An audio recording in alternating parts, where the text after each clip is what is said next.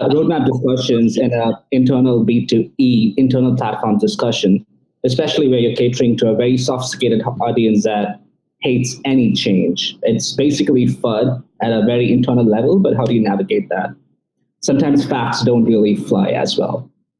So what I was asking is, what does fly? If it's not facts, what does fly in your organization? What is the most likely thing to drive the roadmap then if it's not facts? I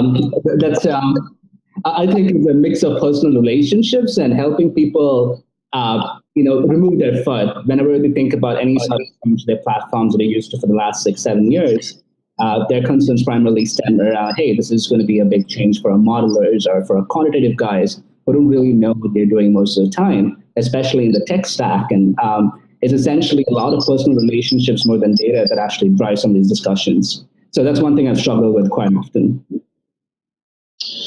All right, that is a tough situation to be in. Now, I still would like to believe that in that world, information, know-how, facts, data should be able to trump that. It sounds like you might not have the right people involved in your roadmap discussions, where it sounds like it's individuals with their own needs and a lot of politics going on, which is always not an easy thing to tackle without knowing the specifics of what the politics are. But what might be useful to you is take your roadmap discussions, if you have to, up a level to people that are sitting above the people that are just looking to serve themselves, and to people that have a mindset of trying to serve the greater good, the organization, doing the right thing, and get them bought in. So those that are just kind of more involved in the politics and helping themselves through the roadmap almost get overruled if it has to go that way. So that might just be the way it goes. Is if you truly don't believe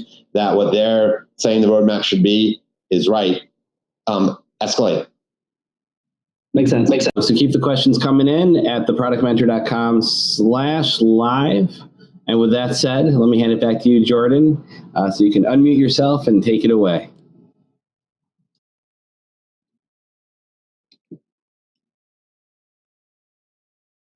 Okay, so back to the slide. Breadth, depth, and data will trump all. It really should. I have rarely been in a situation where if I'm bringing them hard facts that I can't win the day, again, create the right product and the right roadmap to drive that. Because it's easy to defend. It is much easier to defend when you have any hard data, or you've interviewed, 5 different customers, spoken to 3 different prospects, and what all this data and conversation has led to is, here's 1 through 5, right? So again, back to what I was saying earlier, I just like to reinforce things. This will allow you to stick to the right product, meaning not let your roadmap be derailed by the opinions of others with big titles. So again, here's just a few thoughts. Building the right product is what makes any of us rock stars. Rock stars are the ones that get acknowledged. Rock stars are the ones that get promoted. So if you're looking for a reason to not just come with your opinion, this is the end game, right? Not just doing what's right for the business and creating the right product, but on a selfish level, if you're trying to internalize what's in it for me, this is what's in it for you. This is the way I think about, the people that have also worked for me. Is it's all about, when they ask me how do you assess product people? At the end of the day, I say, I assess your ability to build the right product for this organization. That's what I'll tell them. That's how you get recognized, and that's how you're going to, move up to the next level in this organization and as a product person. Okay, so here's a common question I've gotten when I have spoken to people just about this topic in general, and I want to get ahead of this question by basically asking it for the audience. Can I know more by just talking to people that work for the company, right? There's so many smart people here. I really believe they know what they're doing, and I really trust them. So the answer I'm going to give you is no, not really. I just don't believe in that.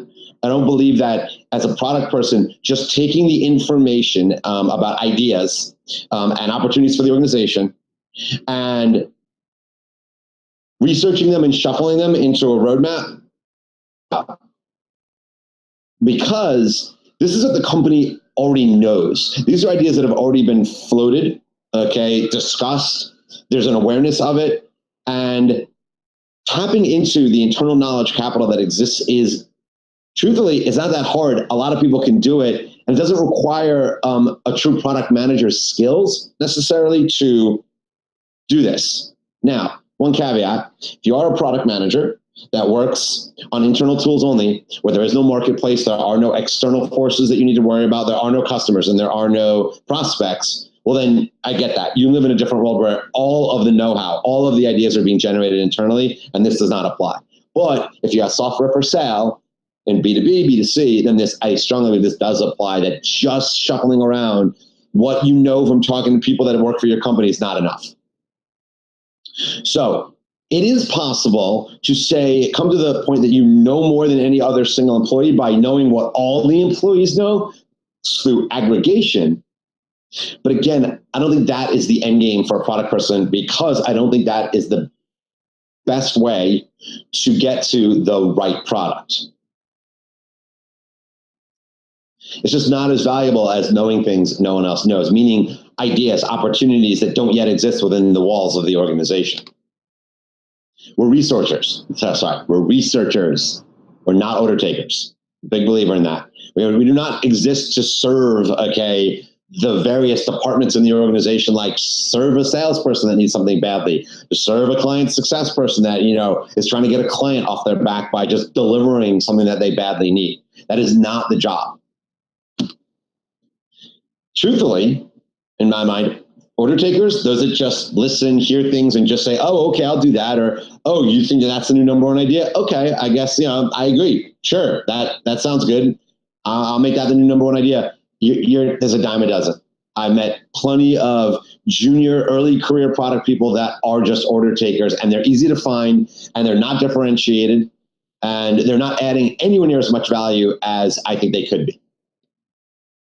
And at the end of the day, again, if we want to internalize this and be a little selfish about who we are and why should we, worry about these things, trust me when I tell you, order takers do not often get recognized. They do not often get promoted. Okay, it's just not how you stand out and differentiate yourself. Okay. So a question that just came up. So hi, Jordan. You mentioned that if you speak to the customers, say 5 different customers and 3 prospects, you can use that data to convince people and suggest your point.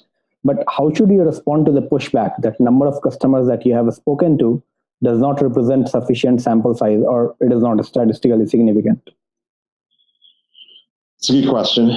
Okay, so I would love for statistical significance to be there, but in the worlds I've lived in, B2B, enterprise, SaaS, you can do surveys but the kind of conversations I need to have are too high touch to be done on paper. They have to be done in meetings, high touch conversations where you can explore. So that being said, I think the end game that I'm trying to get you guys to is the more aspects. So you have a client services rep who's come to you, or even the head of client success comes to you and says, okay, with their pushback, oh no, I've just heard this great idea. I've heard it a lot. Okay. And I think it's the greatest idea I've ever heard. And I really, really, really think we should do it.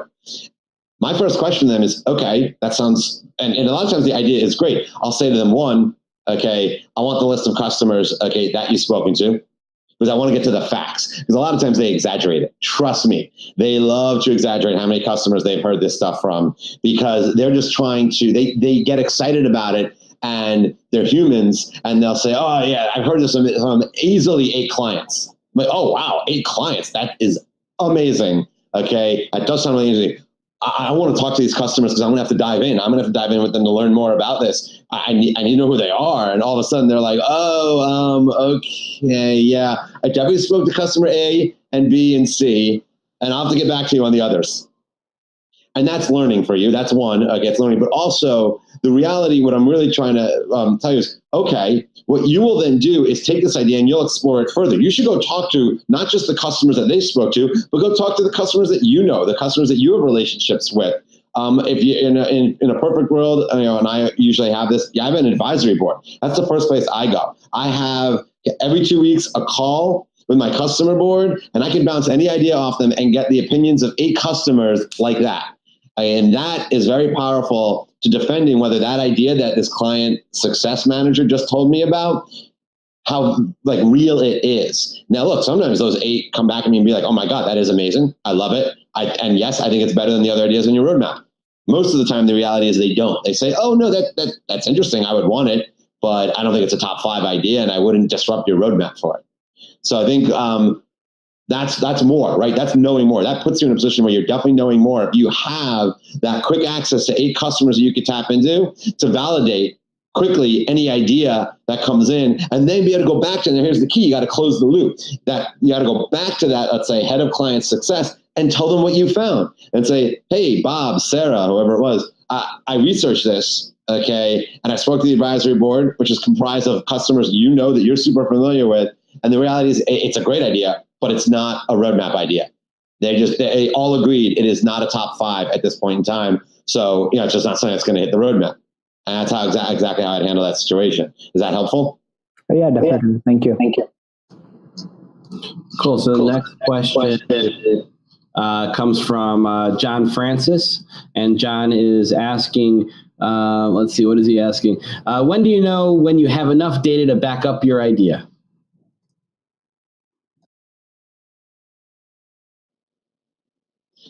I'm going to give you a really easy answer to that. When it's more than everybody else's. When if they've spoken to 3 customers and you've spoken to 6, you're going to win the day because 6 trumps 3.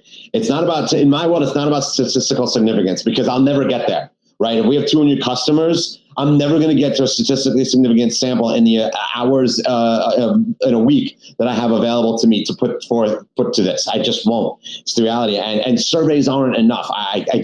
Yes, I can get to significance through surveys, but I can't gather the kind of information I need through like just a email survey, Survey Monkey type situation. So truthfully, the answer to your question is, that's why I'm saying just know more. You don't have to know everything, but the way you defend your roadmap is to make sure that you know more. So if they have got feedback from 3 customers, you get feedback from 6. If sales has spoken to, 2 prospects, you speak to 4, right? Just make it more. So you can go back to them, okay, saying, I understand this problem better than you do, and here's the answer. Like, I've gotten more information on this. I have more facts and data than even you do, and here's what the result is. And sometimes the result is you're 100% right. Okay, you came with a great idea. I'm with you. It's the new number 3 on the roadmap. Thank you for bringing it to my attention. It's not always, the answer is not always no. And a lot of times is no, but the answer is not always no. Is that helpful? Does that answer your question? Hope so. I'm going to assume silence is yes. Yes. Well, it came from someone else. I think you answered their question. And so everyone, guys, keep your questions coming in, theproductmentor.com/live. And back to you, Jordan.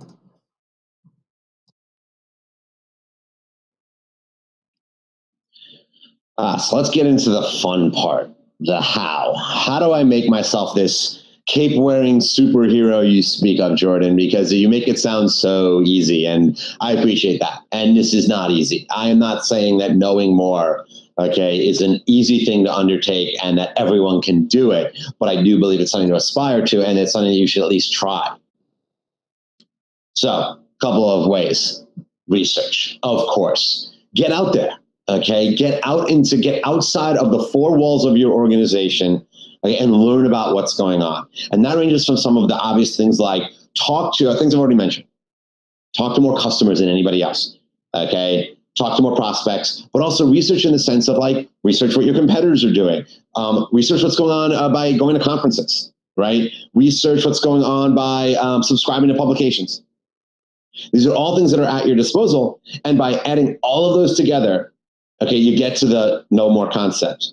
Oh, whoops, there's everything I just said. Market, customers, users. But the other thing is like, do it more often, right? You should be having these conversations with customers frequently. So you're staying fresh. So you have recent information. And like I mentioned earlier, go deeper with these conversations. Understand every problem that's brought to your attention to a degree that's greater than anybody else in the company would really appreciate it. Ask questions. Ask a lot about what the problem is. Ask how often that problem is happening. Ask how much time, cost is associated with the problem each time it happens. Okay, that way you can come up with some numbers around how big of a pain point the problem is. Ask them who's involved in the problem. Ask them how many departments, which departments. Ask them if their senior management cares about this problem and how much, right? These are the ways you get to like depth. And also variety, okay? Understand, okay, your marketplace, okay? That's part of like breadth, right? Not just like breadth in terms of just sheer numbers, but understand the problem from the perspective of your different segments that might exist in your marketplace, right? Have a conversation with at least one person in each of the different segments so you can appreciate which segments will find value in this idea that's just recently come up. I'm a big believer in those of you that have ever listened to me talk probably about anything when it comes to product. You probably heard me mention advisory boards. I am a huge believer, especially in the B2B context. In B2C, they probably have a significantly less value, and I'm not saying don't do them in a B2C, but if you're in a B2B enterprise world, I will tell you, okay, that my advisory boards have been more valuable to me in defending my roadmaps than probably any single resource, simply because the power it brings to me to be able to go back and say, okay, within a 2-week time frame, right? Because I'm meeting with them every 2 weeks. I took it to the advisory board. Here, you know that it's comprised of our 10 biggest customers that we care about the most, love the most, think are the smartest, biggest, baddest, bestest customers ever. And here's what they said. And the truth is that they love the idea, right? And they want it on the roadmap. So we're going to do it. Thank you. Or they love the idea and it's not a top 5 is what the feedback that I'm getting. So I just can't right now justify interrupting our roadmap for it. And the other part of the advisory boards is, yes, they are a lot about high touch conversations, but they also can yield data that is very powerful. So for example, if my advisory board after a conversation on an idea says to me, yes, I think that's a fantastic idea. And then I ask the follow-up question in our meeting. Do you think it's potentially, here's our roadmap, here's what it looks like right now. Is this possibly as better than any of the ideas that are here? And if enough of them, and enough being a somewhat, I'm not going to quantify that, let's say half, I'm making that up, say, yes, I think so, then I'm going to tell them, okay, offline, after the meeting, I'm going to send you an email and I'm going to ask you to prioritize this new idea. I want to know exactly where you think it belongs. And they'll send me a ranking. They'll say, I think this should be the new number 2. Someone else will say number 3. Someone else will say the new number 5, so on and so forth. And I can then collect all those answers. Now, it's only going to be, let's say, like anywhere from 8 to 12 respondents. But in my world, that's plenty significant enough to say, okay, not only does this belong on the roadmap, but here's where they say exactly it belongs. I've got the data now to support why it's number 3 and not number 4 and not number 2, right? So I can even use these advisory boards to get to the data and the facts that I earlier promoted. And that's another reason why I'm such a big fan of them. Know your prospects. This is one of the hardest things I think a product person can try to go after. I'll be honest with you, is super challenging. Now, the easiest way is what you see here, attend sales engagements. Okay, meaning, okay, just ask a sales guy you have a good relationship with, and if you don't, create some relationships with your sales team and ask them to just listen in. All you can do is listen. You're not there to talk. You just want to learn. You just want to hear, okay, how prospects talk about their needs, what they ask about the product, what they ask about the company, is everything they say. You just want to learn and start and just listen in. That's one amazing way. Another, much harder, much more time consuming, but much more valuable, is conduct win-loss analysis. Either by doing it yourself, which is what I've had to do in my past because I couldn't get the budget to have someone else do it. If you are in a bigger organization where the dollars are there, it's even better to have a third-party company do it because there's no bias in them doing it. There'll always be some bias in you performing it because most of the time they know what company you're with, and hence they're not going to be as forthcoming about giving you negative feedback because they're afraid of hurting your feelings. And by the way, I've done a talk on win-loss analysis in the past. If you're super interested in more about win-loss analysis, why it's awesome, how to do it, you can go to the YouTube channel that Jeremy stood up and listen to that. And that's probably the best place to learn more about, like, okay, what does that mean and how do I do it? I'm going to not get into any more detail here. And of course, talk to more prospects than anybody else, or at least a broader array, a broader variety. I wouldn't expect you to be able to talk to more prospects than any one salesperson would because that's their day job and not yours. However, across the spectrum of different types of customers, I think that's powerful. So the reason for that is that puts you in a position where no one salesperson knows more than you about the whole marketplace, and they can't kind of bully you through a greater depth of knowledge than you have on what prospects are asking for.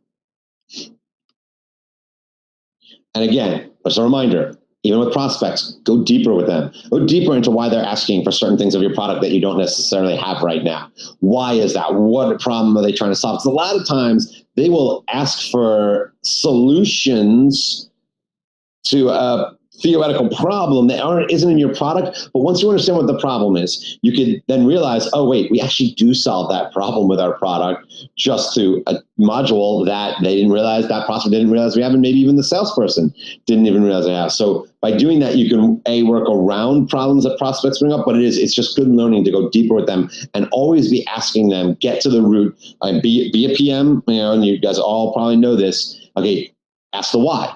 And they ask for, do you have feature XYZ? Always politely ask, oh, that's interesting. No, we don't have that right now. How would you use it? When would you use it? In what situations would you use it? All trying to get to the why, the problem behind it. Absolutely research your competition.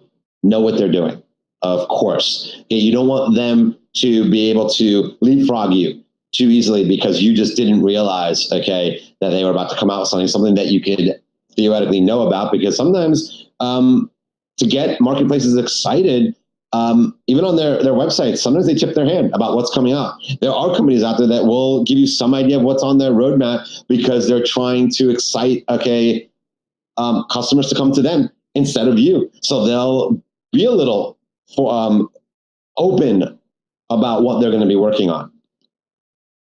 As I've also mentioned, conferences can be powerful. You can learn a lot about the direction marketplaces are going by going to the right conferences to learn about what they're talking about the direction that their marketplace is going. And what that oftentimes yields is opportunities for you to find new problems that will generate. And anytime there's a problem, that is an opportunity for a product person to consider, should we make an attempt to solve that problem, because it sounds like it's going to be a big problem that they're going to need solved and they're going to be willing to pay for. So at the end of the day, all these things I just gave you of places to go to gather research, of course, bring this all together, right? Don't leave it in their individual silos and don't treat them as completely necessarily unrelated components. Because at the end of the day, everything you do needs to funnel into a singular roadmap for your product that you're working on, or for a singular roadmap, even theoretically for the entire company at, let's say, like the product suite level, depending on the level you're working at. But your role is that if you have the most holistic view, if you can say the reason why number 2 is on here is because not only are current customers asking for it, but I've done a number of losses, like a number of prospects that went with other customers have also been asking for it. Oh, and by the way, it's a pretty hot topic being discussed at a conference I recently went to. Imagine the power, of being able to say all that, if it's, of course, true, when someone challenges like, oh, I think that this should be the new number 2 idea, right? So by having information from all these different angles and sources and keeping that holistic opinion of your product, and it's not just about keeping, let's say, existing customers happy, or about staying ahead of the marketplace and we got a leapfrog and that's all we need to worry about because we're getting to make a marketing splash. Maintain that big picture view of what are the greatest opportunities for your product. We've got a question that just came in from John. Hey, Jordan. This is John. Great talk so far. Thank you. My question dovetails into something you said earlier. I'm working with, let's say, high-touch colleagues like customer service, work with a lot of customers. They want to put stuff on my roadmap, but they're bringing pre-baked solutions to me instead of customer problems or needs. How do you train colleagues across the organization to think about problems? Okay, so there's 2 ways of looking at that situation. If they're bringing you solutions, which happens all the time, and I think we've all been there, that is not uncommon, I think you have 2 options. You can try to ask them personally to go back and learn more about why they're asking for that. I wouldn't do that. I would just do the research myself. I would say to them, oh, that's interesting. Who asked for it? And can I have their telephone number because I want to explore it more, and do it yourself. Because also don't expect a help desk person, a client services person, even a salesperson to be properly trained or have the mindset of knowing how to explore backwards from feature request to problem. That's actually not their job. It's actually ours to do that kind of exploration and work backwards that way to get to the why of an ask for a particular solution. So I think my best answer to you is just say, okay, and then go do it yourself. Don't ask them to do it. Okay, I think you'll do it better than they will. Cool. That's all the questions we have at the moment. Keep them coming in at theproductmentor.com/live. Back to you, Jordan. All right. Let me summarize, because I've thrown a ton of stuff at you, and I want to make sure that there are some key takeaways that you guys can, walk away from. And, there's only so many bullet points a human brain can consume in 1 hour of time. You're going to forget most of what I probably told you, but there's a few things I want you to just really remember. One, opinions have little value. Opinions, nobody usually is a fan of someone's opinion. Breadth, depth, and data will trump all. Certainly opinions, and will trump other people's facts, because if you have more of that, more breadth, depth, data, you're more likely to be right. Okay, and you'll be able to defend your roadmap as to why you created it the way you created through the breadth, depth, and data that you have, but also use that to deflect the distractions of, some crazy idea that, even your CEO just came up with. This breadth, depth, and data allow you to create the right roadmap. It's all about the product being right and creating that roadmap. But even more importantly, you'll notice one word change here, and it puts you in a position that you can defend the right roadmap that you've created. Right? Think of it this way. There is no value to you going out, creating a roadmap, you personally knowing it is 100% the right thing to do for the company. You're super confident. But if you can't defend it well enough to keep it as is, and you let sales, as an example, derail you into altering your roadmap so it is completely sales-centric, and now all of a sudden you're going to land up with retention problems because there's nothing on the roadmap for your existing customers and to keep them happy, especially in the subscription model where they're paying you to use the software every year, and part of that expectation is that the product will get better over time at no necessary additional cost during at least the duration of their contract, right? Don't let that happen. It is your job to be able to defend it. There is no value in putting together a great roadmap that you know is right if you can't keep it right. So that's why defending it is so super important. As I mentioned, remember, the right roadmap will result in the right product. The right product will make you a hero. Trust me. That is how, you get recognized in your organizations. Thank you for your time. I appreciate you attending. Hope this was helpful. And that concludes. I've got a question that came in just now from Vipul, so I'll hand over to him. Sure. Hey, John. Thanks. That was a great talk. I wanted to know one of the components of knowing more that I have experienced in my professional experience. I've learned a lot from our development organization, specifically the developers of my product. Hear some of your thoughts around, how do you distill that information? Because sometimes it could actually influence that you take in terms of prioritization, in terms of roadmap, in terms of solutioning. So how do you kind of balance when it comes, and how do you also accept or kind of solicit that feedback from your own development organization of your product? I think I need you to clarify your question for me. Are you asking how do you prevent your developers from derailing your roadmap, or something else? No, but it's more around how do you best capture feedback from your developers about your own product, because because their feedback is going to be heavily biased depending upon what product they have, so, which may or may not meet customers' need directly. And the reason I ask is when I join an organization and when I'm inheriting a product, I may not necessarily be aligned to the roadmap, to the strategy, be aligned to some of the features that the product has built, and the development organization, they may have certain way of thinking in terms of like why the product was built, to kind of build that. Okay, so that's a good point.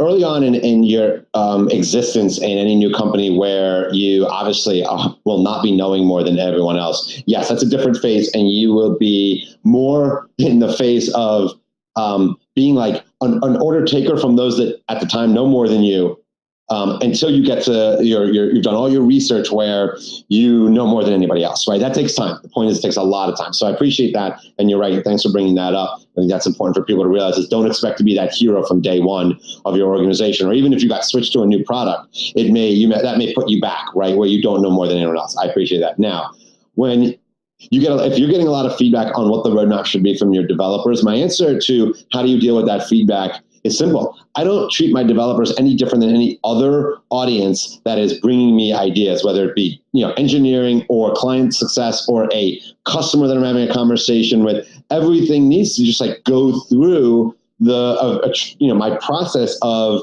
vetting the idea, prioritizing the idea, and then ultimately, if it's decided, oh yeah, we got to build this, then design, of course. But it's no different. They are just one of many resources that have great ideas, just like a lot of other people, and I will take their feedback like anybody else's. I don't give them any more or any less weight than anybody else. I tell them that. Unless now there is one caveat to that, where if what you're talking about is what I would call technical debt, and they're coming at you saying we have to do that.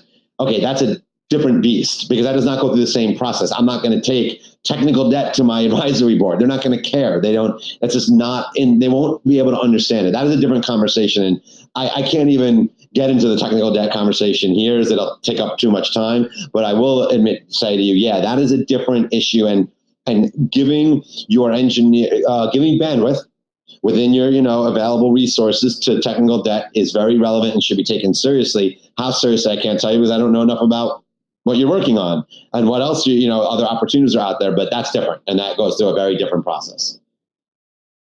Did I answer your question or no? Yeah, no, it did. And in fact, I may want to reach out to you separately or offline on that specific aspect, because we have certain opportunities where there's a lot of technical debt.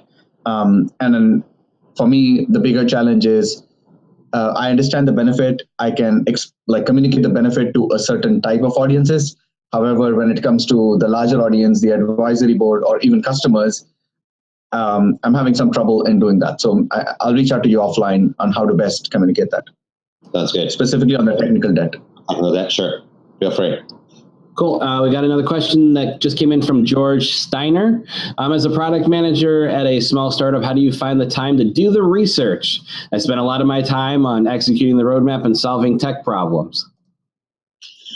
Yeah, no, that rings. I hear you, especially when it is an early stage startup, and a lot of in those situations, right? The expectation is you are there to worry more about execution than we'll call it market research. I get that. So how do you make the time? There's no easy answer to that. But what I can tell you to do, just as a conceptual exercise, is to try to look at the things that you're doing that you don't feel necessarily add that much value, okay, to the world at large. So here's an example I can use, and I've told my people, the people that are on my teams, to do this. So there's a lot of support that product managers do that they don't factor into how many hours a week that we do. Answering questions from client success, sales, anybody, right? We become this like go-to catch-all bucket of, I'm just going to ask the product manager. One thing that you could consider is stop answering those questions the first time, okay? Unless it's like the CEO of your company, right? I get that. Because if your opinion is they can answer the question themselves and they just don't want to take the time to do so, because it's faster for them to go to you, you're just basically enabling them to waste your time to save themselves time. And that's just not a great balance to have. So one of the exercises I tell my team to go through is don't answer those kind of questions the first time. They'll probably go figure it out on their own. Okay, once you don't answer them in an hour. Okay, because they're going to be under pressure to get to answer the question for their client, and they'll just do it themselves. So wait for them to ask a second time. I know it sounds a little aggressive, and I know everyone wants to be helpful, and you want to be like a team player, especially in a startup where everybody wears multiple hats, and we're all just doing everything we can to make the company move forward. But there are definitely certain low value activities that you can, I'd say, do less of, like answering questions for people, and take on much higher value activities like, hey, how about go have a meeting with a big client, okay, and just learn more about what they're doing, what's going on, what problems they have that you're not addressing, what their pain points are. Way more valuable than answering a question for a client success person, in my opinion. So look for those areas where you're just kind of doing the right things. It's easy, but isn't super high value, and replace that with market research type activities. And there are other examples of things, but it's hard for me to, give you concrete examples without knowing more about, of course, where you work, what your real role is. So I don't want to get too deep in because I don't want to misdirect you and tell you not to do things that are just going to get you fired, because that would be terrible. We do try to. That's all the questions it looks like we have right now for Jordan. So I want to thank our speaker, mentor, longtime mentor, Jordan Bertram, product management consultant, on his talk on product managers need to know things that no one else knows, and how do we do that? And also, as always, the presentation will be posted to our SlideShare channel. And a big thank you from me, Jeremy Horn, aka the Product Guy, and everyone else who joined us today, and the Product Mentor. Also, if you're interested in being a product mentor like today's speaker, Jordan, the product people of all sorts, please visit theproductmentor.com and sign up today to be a mentor. And also, if you're looking to fill a new product job with a great product person, visit our very own free-for-all job board at theproductjobs.com. And with all that, thank you guys, and see you all next time. Bye.